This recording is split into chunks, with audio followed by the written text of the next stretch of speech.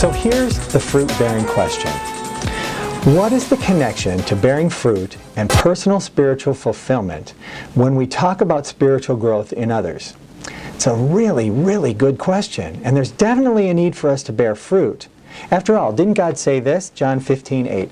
This is to my Father's glory, that you bear much fruit, showing yourselves to be my disciples. So it only stands to reason, if I bear fruit, I'm a disciple. And I should be able to sense some type of spiritual fulfillment in that.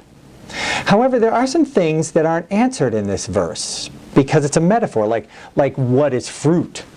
Or is my personal fulfillment tied to that fruit? Is this about feeling? Because I'm not a plant, I'm a person. And how do I bear it since I'm a human and not a plant? It really is quite a question if you think about it. But to answer those questions, I think we need to go back a little bit in John 15 to some things he said before that. But even before that, I think we need to speculate on a couple of things. First, what is fruit? It's really never defined. Like I tried to find some fruit around the office today, nobody had any fruit. But I also think that plants bear fruit. In this particular case, a small flower. It's the fruit of the plant. So I guess fruit can be anything from flowers to figs to peaches to flowers that make fruit, all those kind of things. And it's a metaphor, so it's not specific.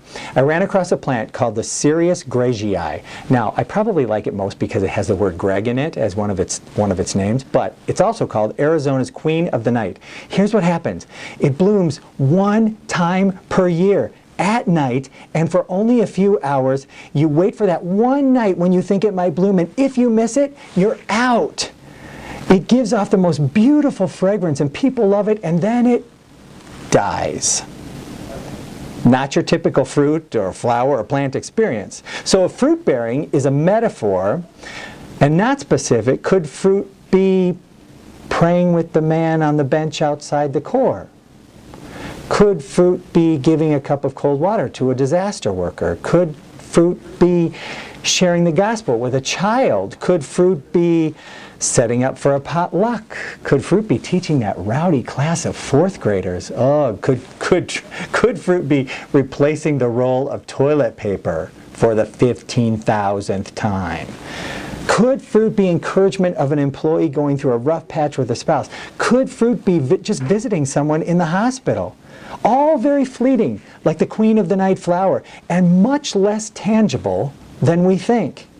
What if fruit is much more about how I comport myself as a Christian than it is about those who respond? What if fruit bearing has nothing to do with the other person and everything to do with me? Things that make you go, in Scripture. And things answered by Jesus himself. Like I said, we've got to go back in John 15. John 15:4. Remain in me, as I also remain in you. No branch can bear fruit by itself. It must remain in the vine.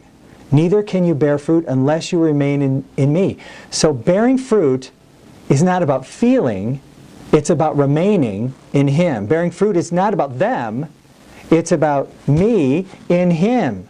Bearing fruit is not about the type of fruit, it's about my connection to him. Bearing fruit is not about how I do it, it's about who I'm connected to.